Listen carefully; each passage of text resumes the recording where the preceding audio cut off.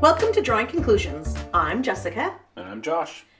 Today we're reviewing Pitch Perfect 3, the third movie about the all-female a cappella group, the Barton Bellas. The Bellas are now out of college and in the real world, each struggling to make their way and wistfully looking back on the glory of their days performing. At a low moment, they decide to reunite and perform one more time on a European USO tour. On this tour, they run into trouble with the other musical acts, who are all traditional bands that, actually play instruments, and they all feel that the Bellas don't really have the cred to be on the tour.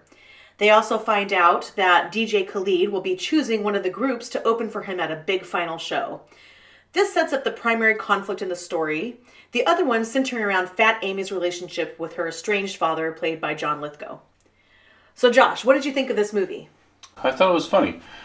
For a third film, it does some new things pretty well. Some of the jokes are fresh. It does have some running jokes, which is fine. But it doesn't rely too heavily on former recycled jokes from the past two films. And I think that works. Yeah, so I think you were saying like it felt fresh for a third film in a comedy series. It's interesting that our 18-year-old son saw this before we saw it, and he came back and he said that it was exactly like Pitch Perfect 2. And we went and saw that and we were like, this is exactly like Pitch Perfect 2. He's like, well, there was a competition. And, one of the lines in the films is, well, there's always a competition, Right. So even the stuff that they reuse, they kind of make a joke about it. And It's like so they're in on it. It's not like and they make the audience in on it, make sure the audience is in on the joke. And so it's not a problem for me, right? No, it doesn't recycle jokes heavily, and especially for a third film in a comedy series, that kind of stuff can get old fast, but it doesn't seem to do that here. Yeah. Also, I really enjoyed the take that they did with Elizabeth Banks and John Michael Higgins' characters. Oh, they were hilarious. So if you've seen the other Pitch Perfect movies, you know that they have like this podcast about a cappella groups, and they take it really seriously, like they think they're real serious. Relevant and You're right. Really good journalists. Yeah. And in this movie, they're running around following the Bellas because they're making this documentary. Yeah, it's so crazy. I mean, the Bellas have all joined the workforce, living their normal lives, and they're still being followed around and hounded by this pair of phony documentarians, and so it's fun. It works. Yeah, it's just funny, so they're like chasing them down the street with the boom mic and the camera, and somehow they get permission to follow them on the USO tour. I mean, it's just so ridiculous, and like Elizabeth Banks and John Michael Higgins just have so much fun with those roles. You can tell. Yeah, they have really good chemistry together, and they just work off of each other so well. Yeah, it's really funny. Sounds pretty fun. The whole thing. Here's the thing: if you have seen the other Pitch Perfect movies, either the first one or the second one, and enjoyed it at all, I think you'll enjoy this movie. Right. This is the kind of movie you go in, you should know what to expect, right? It's like, it's silly, it's ridiculous, but it's entertaining and it's funny. It's sometimes crude.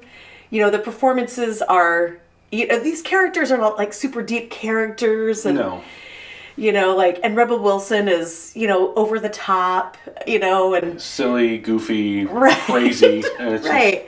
And Anna Kendrick is, being her funny, awkward self. I kind of almost feel like she's playing Anna Kendrick in these movies. Right. She's playing herself. But, she's this musical genius, and then they have the running joke about the total ciphers that are Jessica and Ashley. It's a Pitch Perfect movie. Either you like this kind of thing. Or you don't. Right. What did you think about the whole Fat Amy? The side story was pretty crazy. And it was funny for me. I thought it was funny. It was like they're in Europe. It almost plays out like a goofy Bond movie. Right. And it's just nuts. John Lithgow gives a really good performance as Fat Amy's estranged father. And just that whole story is somehow is able to drive the movie forward. Right. For a subplot that's so zany, it still somehow works. Yeah, and somehow you believe that Rebel Wilson really does have these skills that she demonstrates later in the movie as that whole storyline kind of comes to its climactic end. So it's pretty funny. I agree. I thought it was pretty. I mean, it's just silly. It's ridiculous. This is not a movie that you're supposed to take seriously. Right. It's a comedy in the best sense of the word. Yeah. It's crazy and goofy and a lot of fun. I was a little skeptical going into this one. I thought, third movie in a comedy series. This will most likely be sucky and nearly unwatchable, but they managed to surprise me and keep it fresh.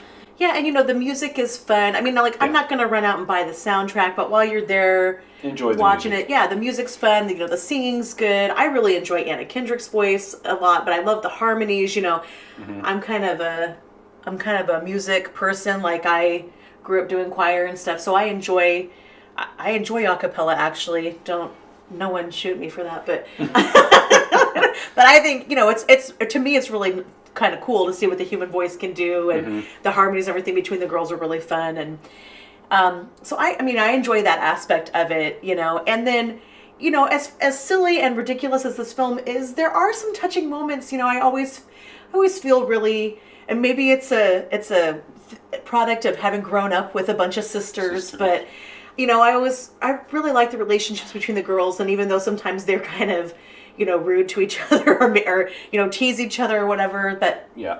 ultimately they see each other as sisters, and they're close, and they're friends, and they would do anything for each other. And so even though this movie isn't anything to take seriously, I mean, I still feel touched at moments like that. Yeah, it's good they threw those in there to give it some humanity and not just goofy gags and silly nonsense. I think that's actually the thing that helped it stand up better for a third act of a comedy series. Yeah, and by all reports, these girls who, I shouldn't call them girls, these women who have made these movies together, so anti-feminist of me to call them girls. Anyway, these right. women who have made these movies together, they actually really are friends in real life and enjoy each other. And I think that you can feel that in the way that they interact on screen. Right. They generally look like they're enjoying themselves and one another and having a good time making this show.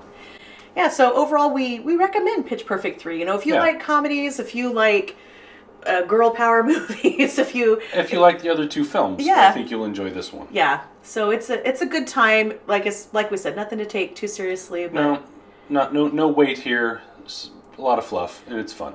Yeah. So that's it for Drawing Conclusions. Thanks for joining us. Don't forget to like, comment, and subscribe.